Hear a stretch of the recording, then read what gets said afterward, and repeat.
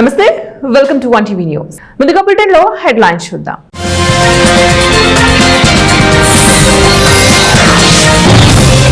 ప్రజల్ని వేధించేలా ఉండొద్దు, ఇండిగో సంక్షోభంపై ప్రధాని మోదీ.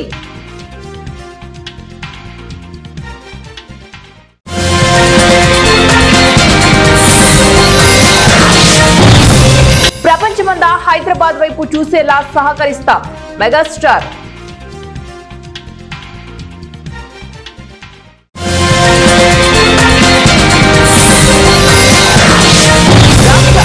పరిస్థితిపై వైఎస్ జగన్ ఆందోళన, ప్రజలను తప్పుదారి పట్టించే ప్రయత్నం చేస్తున్నారంటూ సీఎం చంద్రబాబు నాయుడుపై జగన్ ఫైర్.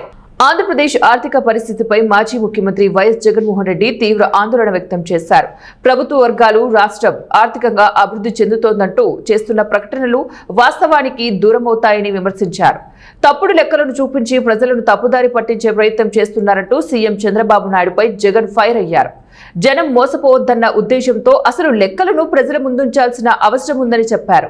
ప్రభుత్వం తయారు చేసుకున్న లెక్కలకు కాగ్ నివేదికలకు ఎలాంటి సంబంధం ఉండదని, కాగ్ మాత్రం నిజాలను మాత్రమే బయటపెడుతోందని స్పష్టం చేశారు. ఫ్యూచర్ సిటీలో రెండో రోజు జరిగిన తెలంగాణ రైజింగ్ గ్లోబల్ సమిట్ లో టాలీవుడ్ నటు మెగాస్టార్ చిరంజీవి పాల్గొన్నారు.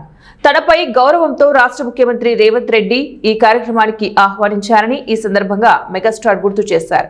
సీఎం కోరిక మేరకు ఎంతో ఆనందంగా ఇక్కడకు వచ్చానని చెప్పారు. ఇదో గొప్ప సమిట్ అని కొనియాడారు చిరు. దేశవ్యాప్తంగా విమాన ప్రయాణికులను తీవ్ర ఇబ్బందుల పాలు చేసిన ఇండిగో సంక్షోభంపై ప్రధాని మోదీ స్పందించారు.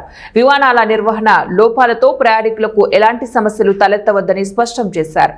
చట్టాలు, నిబంధనలు ఏవైనా సరే వ్యవస్థలను సరిచేసేలాగా ఉండాలి తప్ప ప్రజలను వేధించవద్దని పేర్కొన్నారు. మంగళవారం ఢిల్లీలో ఎన్డీఏ ఎంపీలతో జరిగిన సమావేశంలో మోదీ ఈ వ్యాఖ్యలు చేశారు. విమాన విధుల సమయ నియంత్రణ రెండో దశలోని కఠిన నిబంధనల కారణంగా పైలట్లు, సిబ్బందిని సర్దుబాటు చేయలేక ఇండిగో విమాన సంక్షోభం తలెత్తిన విషయం తెలిసిందే. ఇలాంటి సమయంలో నిబంధనలు, చట్టాలు ప్రజలను ఇబ్బంది పెట్టొద్దంటూ ప్రధాని చేసిన వ్యాఖ్యలు చర్చనీయాంశంగా మారాయి. ఎన్డీఏ ఎంపీల భేటీ అనంతరం ప్రధాని వ్యాఖ్యల వివరాలను కేంద్ర మంత్రి కిరణ్ రిజిజు మీడియాకు వెల్లడించారు. విమాన నిర్వహణ సంస్థల కారణంగా ప్రయాణికులకు ఎలాంటి ఇబ్బంది కలగవద్దని ప్రధాని సూచించారు. ప్రజలెవరికైనా కూడా ఎలాంటి ఇబ్బందులు ఎదురుకావకూడదని అన్నారు. నిబంధనలు, చట్టాలు ముఖ్యమే అయినా అవి వ్యవస్థలను సరిచేసేలాగా ఉండాలి కానీ ప్రజలను వేధించేలాగా ఉండకూడదని స్పష్టం చేశారు. ప్రజల జీవితాలను మరింత మెరుగుపరిచేలాగా సంస్కరణలు అమలు చేయడంపై ఎంపీలు దృష్టి పెట్టాలని సూచించారు అని రిజిజు చెప్పారు. యాజమానికి నమ్మకంగా వ్యవహరిస్తూనే మరోవైపు తిన్నింటి వాసాలు లెక్కపెట్టిన ఓ ఘరానా మోసగాడిని పోలీసులు పట్టుకున్నారు.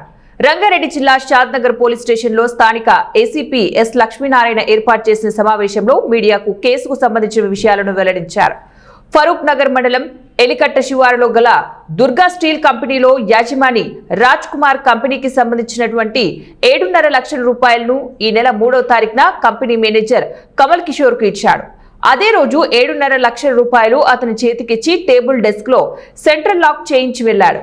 అయితే మరుసటి రోజు మేనేజర్ కమల్ కిషోర్ ఫోన్ చేసి నగదు కనిపించడం లేదని చెప్పాడు. డబ్బులతో పాటు కంపెనీలో డివిఆర్ కూడా తీసుకెళ్లాడు. యాజమాని రాజ్ కుమార్ స్థానిక పోలీసులకు ఫిర్యాదు చేయడంతో పోలీసులు ఈ కేసులో కొన్ని ఆధారాలతో మేనేజర్ కమల్ కిషోర్ వర్మను అరెస్టు చేశారు. తీగలాగితే డొంకంతా కదిలినట్టు కంపెనీలో పనిచేసే మరో కార్మికుడు బబ్లు ద్వారా తాళం చెవి తీసుకుని 7.5 లక్షల రూపాయలను చాకచక్యంగా తస్కరించినట్లు తేలింది. పోలీసులు నిందితుడిని పట్టుకుని వారి వద్ద నుంచి 7.5 లక్షల రూపాయలను స్వాధీనం చేసుకుని రిమాండ్కు తరలించారు. సాయంత్రం ఆ బీరువాల చెస్ట్లో ఒక 7.5 lakhs పెట్టి తాళం వేసి కీ తీసుకెళ్ళి రాజ్ కుమార్కి ఇవ్వడం జరుగుతుంది. నాడు ఉదయం వెళ్ళి చూసేటప్పటికి డబ్బులు లేవని చెప్పి ఈ మేనేజర్ ఓనర్ కుప్పి రాజ్ కుమార్ చెప్పగా రాజ్ కుమార్ వచ్చి మనకు పోలీసులకు వచ్చి కంప్లైంట్ ఇవ్వడం జరిగింది. ఇది 4వ తేదీ నాడు 9 గంటలకు మనకు ఫిర్యాదు రాగా దానిపై కేసు నమోదు చేసి ఇన్స్పెక్టర్ గారు, డిఐ గారు, అదే ఎస్ఐ గారు టీం అంతా కలిసి ఈ దర్యాప్తు చేస్తున్న క్రమంలో ఎవరైతే ఈ మేనేజర్ కమల్ కిషోర్ వర్మ ఉన్నాడో అతనిపైన అనుమానాలు ఎక్కువ వచ్చేటప్పటికీ ఉన్న ఎవిడెన్స్ బేస్ చేసుకొని అతను అదుపులో తీసుకుని విచారించాక అతడే ఈ నేర విషయంలో పెట్టుకోవడం జరుగుతుంది. అతని వద్ద నుంచి దాదాపు ఈ 7.5 lakh rupees net cash seize చేయడం జరుగుతుంది. అదేవిధంగా ఈ నేరాన్ని తను ఒప్పుకోవడం జరుగుతుంది. దాన్ని పే చేసుకొని అతనిపై కేసు నమోదు చేసి ఈరోజు కోర్టు పంపడం జరుగుతుంది. ఈ ఇన్వెస్టిగేషన్లో అంటే ముఖ్య పాత్ర పోషించిన ఇన్స్పెక్టర్ గారిని, అదేవిధంగా డిఏ గారిని, ఎస్ఐ గారిని, అదేవిధంగా స్టాఫ్ శివారెడ్డి, తర్వాత రవీందర్, మోహన్, కరుణాకర్, జాకీర్, రాజు, సంతోష్ వీళ్ళందరూ కూడా మంచి పని చేశారని చెప్పి డీసీపీ గారు, అదేవిధంగా అడిషనల్ డీసీపీ గారు అప్రిషియేషన్ చేయడం జరిగింది వీళ్ళందరినీ. అదేవిధంగా వీళ్ళకి రివార్డ్స్ కూడా ఇనిషియేట్ చేయడం జరుగుతుంది. అదేవిధంగా ఏంటంటే ఇట్లాంటి క్రైమ్ అనంతపురం జిల్లా బెలుగుప్ప మండలం గంగవరం గ్రామంలో విషాదం చోటు చేసుకుంది. విద్యుత్ షార్ట్ సర్క్యూట్ తో నిప్పంటుకున్న కొట్టంలోనే గంగమ్మ అని మహిళ సజీవ దహనమైంది. కాపాడబోయిన కుమారుడు ఎర్రస్వామికి కూడా తీవ్ర గాయాలయ్యాయి. అర్ధరాత్రి వ్యవసాయ తోటలో చోటు చేసుకున్న ఈ ఘటనలో తల్లి మృతి చెందడంతో కుటుంబంలో తీవ్ర విషాదం నెలకొంది.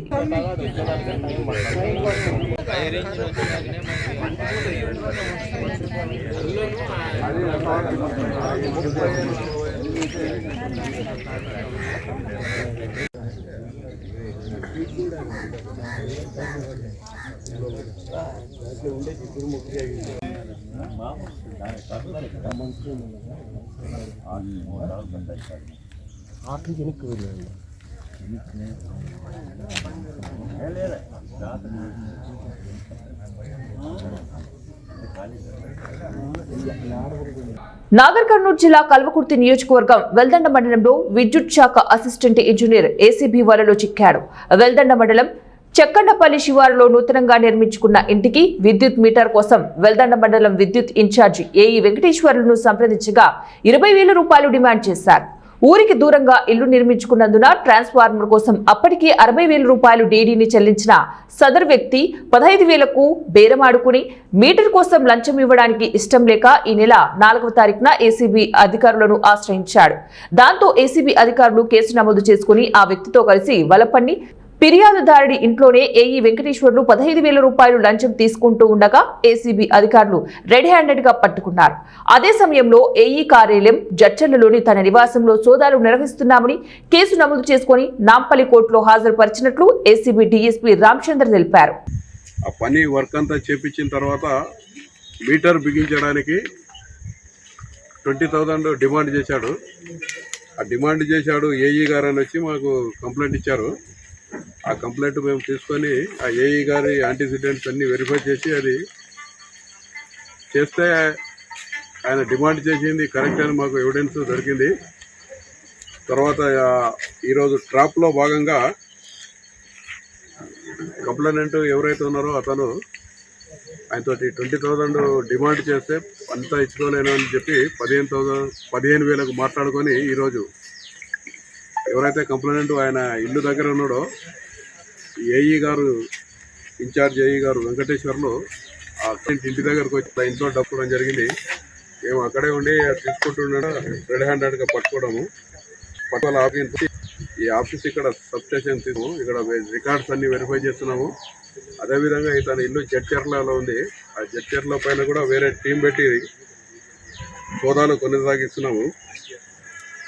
ఈయన తీసుకున్న 15,000 రికవరీ చేశాము. కస్టడీలు తీసుకొని యాక్చువల్గా ఈ ఇన్ఛార్జ్ అయ్యి పోస్టు ఆయన సబ్ ఇంజనీరు ఇక్కడ ఖాళీ ఉంటే ఇన్ఛార్జిగా ఇచ్చారు ఏఈగా. కస్టడీలో తీసుకొని రేపు కోర్టులో ప్రొడ్యూస్ చేయడం జరుగుతుంది. ఆ కంప్లైంట్ పేరు రివీల్ చేయొద్దని ఆయన రిక్వెస్ట్ చేయడం వల్ల చేయడం లేదు. ఎందుకంటే కంప్లైంట్ పేరు చేస్తే ఆయన మీద ప్రెజర్ పెడతారు, కేసు కొద్దిగా విత్డ్రా చేసుకుని అది అందుకే చెప్పడం లేదు. పట్టుకుంది ఎక్కడ సార్? కల్లకుర్తా వెళ్దండి ఇక్కడే అవుట్స్కట్స్లో పట్టుకున్నాము. ఓకే, మీ ద్వారా ఈ ఉమ్మడి నల్గొండ జిల్లా ప్రజలకు చెప్పేది ఏంటంటే ఉమ్మడి మహబూబ్ నగర్ చెప్పేది ఏంటంటే ఎవరైనా ప్రభుత్వాధికారి ప్రజల దగ్గర నుండి వారు చేయాల్సిన పనిని చేయకుండా లంచం డిమాండ్ చేస్తే ఏసీబీ టోల్ ఫ్రీ నెంబర్ ఉంటుంది 1064. I repeat 1064. దానికి కాల్ చేసి కంప్లైంట్ చేస్తే వాళ్ళ వివరాలు గోప్యంగా ఉంచి వారు ఇచ్చిన కంప్లైంట్పై వెరిఫై చేసి ఎవిడెన్స్ కలెక్ట్ చేసి వారిపై చర్యలు తీసుకోవడం జరుగుతుంది. అలాగే ఈ ఏసీబీ వారోత్సవాలు జరుగుతున్నాయి 3వ తారీఖు నుంచి 9 ఈరోజు వరకు. ఈ సందర్భంగా ఏసీబీ అఫీషియల్స్ అన్ని జిల్లాలో తెలంగాణ వ్యాప్తంగా పోస్టర్స్ తర్వాత స్టిక్కర్స్ అవన్నీ అంటించారు. ఆ పోస్టర్స్ మీద క్యూఆర్ కోడ్ ఉంటుంది. ఆ ఆ క్యూఆర్ కోడ్ మీరు ఎవరైనా పబ్లిక్ స్కాన్ చేసి డైరెక్ట్ అందులో కూడా కంప్లీట్ చేయడానికి అవకాశం ఉంటుంది. అదేవిధంగా ఏసీబీ తెలంగాణ ట్విట్టర్ ఉంటుంది, ఏసీబీ తెలంగాణ ఫేస్బుక్ ఉంటుంది. వాటి ద్వారా కూడా కంప్లైంట్ చేస్తే యాక్షన్ తీసుకోవడం జరుగుతుంది. ఓకే, దాడిలో పాల్గొనలేదు. దాడిలో నల్గొండ డిఎస్పి అంటే నేను, తర్వాత మహబూబ్నగర్ స్టాఫ్, ఏసీబీ స్టాఫ్. నా పేరు Jagadish Chander, DSP Nalgonda range.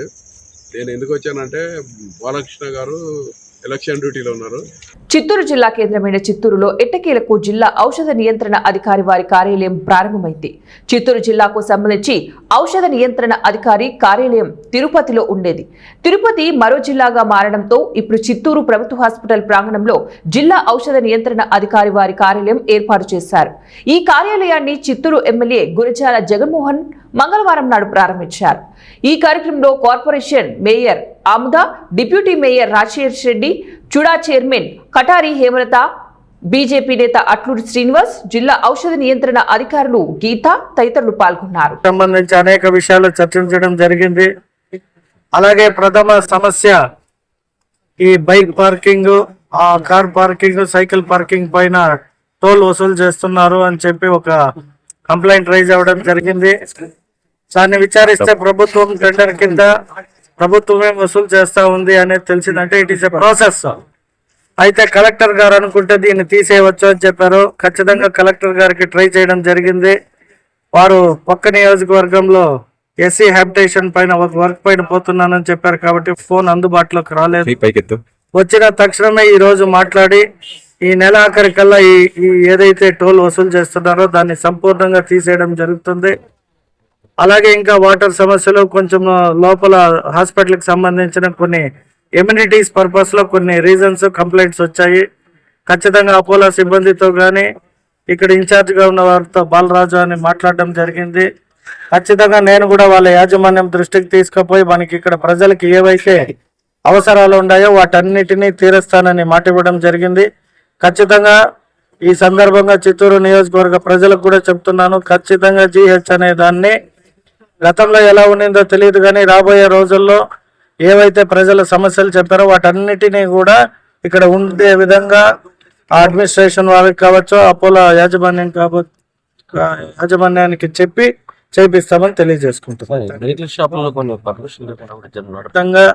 At least రోజు ఒక 4 షాప్స్ ఎక్కడైనా విజిట్ చేస్తారు, చేసి వారి డ్యూటీ వారు చేస్తారు. అట్లా మీ దృష్టికి ఏదన్నా పర్మిషన్ లేకుండా లేదు డేట్ అయిపోయినా అమ్ముతున్నారని మీ దృష్టికి, మీడియా దృష్టికి వస్తే ఖచ్చితంగా వారి దృష్టిలో పెట్టండి. వారు యాక్షన్ తీసుకోకపోతే నా దృష్టికి తండి, నేను తీసుకుంటాను. అంటే వారు తప్పు జరిగి ఉంటుంది, తప్పుని రెక్టిఫై చేసుకునే అవకాశం ఇచ్చుండొచ్చు. దాన్ని కూడా పరిశీలించమని చెప్తారు. పరిశీలించిన ఖచ్చితంగా మీ దృష్టికి వస్తే చెప్పినాం కాబట్టి మీ దృష్టిలో ఏదన్నా వస్తే తెలియపరచండి, తప్పేం లేదు. వాటిపైన మేము కూడా ఏమైనా చర్యలు తీసుకోవాల్సి వస్తే ఖచ్చితంగా. ఇప్పుడు మీకు ఈ రోజు ఈ ఆఫీస్ ఓపెన్ చేయడానికి కారణం ఏమి? ఇటువంటి సమస్యలు ఉన్నాయి కాబట్టే కదా ఓపెన్ చేస్తాం. ఇకపైన ఇప్పటి నుండి వారు డ్యూటీ చేస్తారు కాబట్టి మీరు కూడా ఓపిక పట్టితే మీ దృష్టికి వచ్చింది కూడా వారితో. తిరుమల శ్రీ వెంకటేశ్వర స్వామి వారి ట్రస్టులకు ఓ భక్తురాలు భారీ విరాళం అందజేశారు. చెన్నైలోని ఈ రోడ్ కు చెందిన సౌమ్య అనే భక్తురాలు ఏకంగా ₹1,00,00,000 విరాళం ప్రకటించి తన భక్తిని చాటుకున్నారు. ఈ మేరకు ఆమె విరాళానికి సంబంధించిన చెక్కును టీటీడీ అదనపు ఈవో వెంకయ్య చౌదరికి అందజేశారు. ఈ విరాళాన్ని 2 కీలకమైన ట్రస్టులకు సమానంగా విభజించి ఇచ్చారు. శ్రీవారి నిత్య అన్న ప్రసాదం ట్రస్టులకు 50 లక్షలు, ప్రాణదానం ట్రస్ట్ కు మరో 50 లక్షల రూపాయల చొప్పున విరాళంగా అందించారు. భక్తురాలి ఉదారతకు టీటీడీ తరపున అదనపు ఈవో వెంకయ్య చౌదరి కృతజ్ఞతలు తెలిపారు. ఈ సందర్భంగా దాత సౌమ్యను శాలువాతో సత్కరించారు. అనంతరం ఆమెకు స్వామివారి ప్రత్యేక దర్శన ఏర్పాట్లు చేశారు. ఈ కార్యక్రమంలో తిరుపతికి చెందిన టీడీపీ నేత కోడూరు బాలసుబ్రహ్మణ్యం కూడా పాల్గొన్నారు. స్వామివారి సేవలకు భక్తులు స్వచ్ఛందంగా ముందుకు వచ్చి విరాళాలు అందించడం అభినందనీయమని టీటీడీ అధికారులు పేర్కొన్నారు. నారాయణ కాలేజ్ పై నుంచి జారిపడి విద్యార్థికి తీవ్ర గాయాలయ్యాయి. తిరుపతి జిల్లా చంద్రగిరి నియోజకవర్గం చంద్రగిరి మండలం అగరాల నారాయణ కాలేజ్లో ఇంటర్ సెకండ్ ఇయర్ విద్యార్థి మహిదర్ రెడ్డి హాస్టల్లో నుంచి పైపుల ద్వారా బయటకు వెళ్లే సమయంలో జారి కింద పడిపోయాడు. విద్యార్థి మహిదర్ రెడ్డి చెవి, ముక్కు, నోటి నుంచి రక్తస్రావం ఎక్కువ కావడంతో అపస్మారక స్థితిలోకి చేరుకున్నాడు. కళాశాల సిబ్బంది గుర్తించి తీవ్రంగా గాయపడ్డ విద్యార్థి మహిదర్ రెడ్డిని చికిత్స నిమిత్తం ప్రైవేట్ హాస్పిటల్కి తరలించారు. కళాశాల సిబ్బంది విద్యార్థి తల్లిదండ్రులకు సమాచారం అందించారు.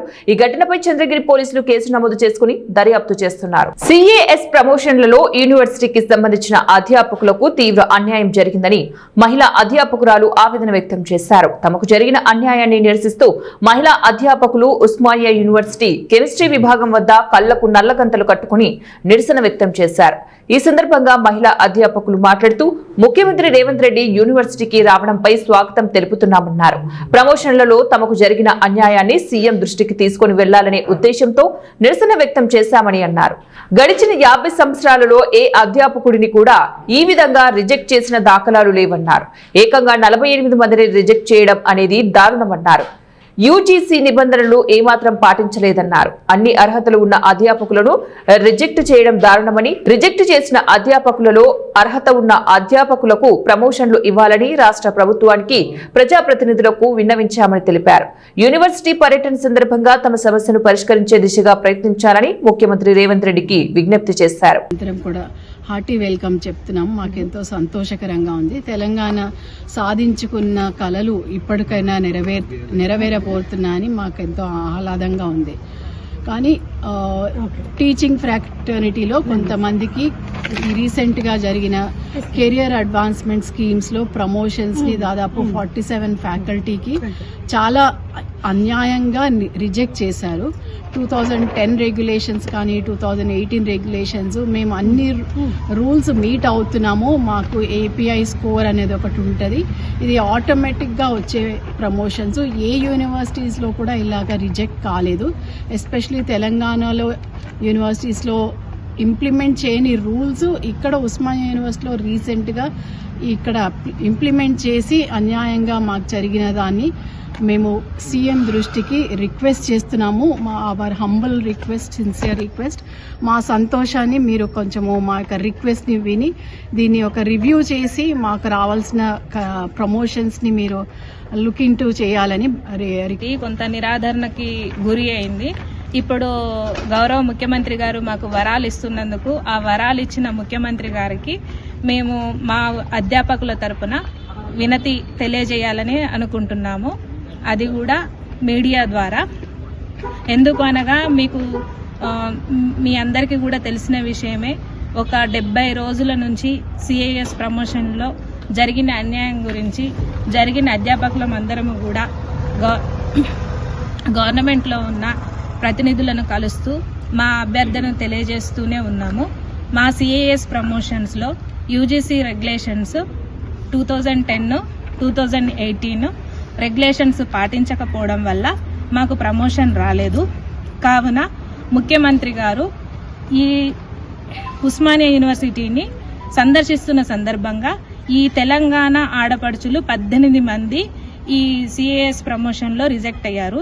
ఈ 18 మంది అందరం కూడా కలిసి ముఖ్యమంత్రికి ఒక వినతి ఏం తెలియజేస్తున్నాము అంటే, తెలంగాణ ఆడపడుచుల వినతిలాగా ఈ రెగ్యులేషన్స్ను పాటించి సో మేము 70 డేస్ నుండి మేము కంటిన్యూస్గా లంచ్ టైంలో రిప్రజెంటేషన్ ఇస్తున్నాము. ప్రొటెస్ట్ రూపంలో రిప్రజెంటేషన్ ఇస్తున్నాము.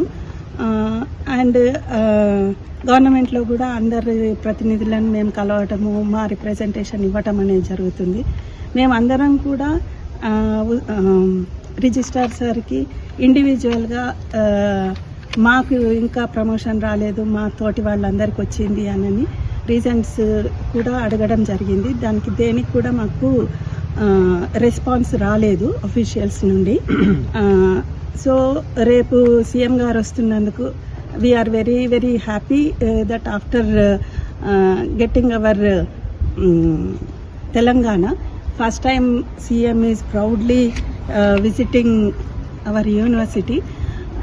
దీంట్లో మాకు మాత్రం డెఫినెట్గా మా సమస్యని కూడా పట్టించుకొని మాకు ఒక దారి చూపిస్తారు అని ఆశాభావంలో మేమందరం ఉన్నాము. సో ఫస్ట్ ఆఫ్ ఆల్ రావటము మాకు. బులెటిన్ ముగించే ముందు మరోసారి హెడ్లైన్స్.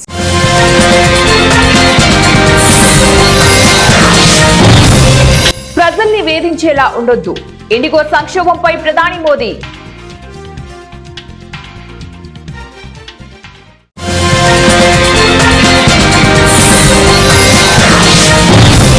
ప్రపంచమంతా హైదరాబాద్ వైపు చూసేలా సహకరిస్తాం, మెగాస్టార్.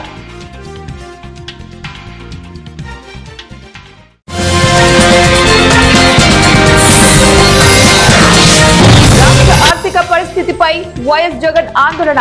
ప్రజలను తప్పుదారి పట్టించే ప్రయత్నం చేస్తున్నారంటూ సీఎం చంద్రబాబు నాయుడుపై జగన్ ఫైర్. ఇవి ఇప్పుడు బులెటిన్ డీటెయిల్స్. నెక్స్ట్ బులెటిన్ లో మళ్ళీ కలుద్దాం. Until then keep watching 1TV news.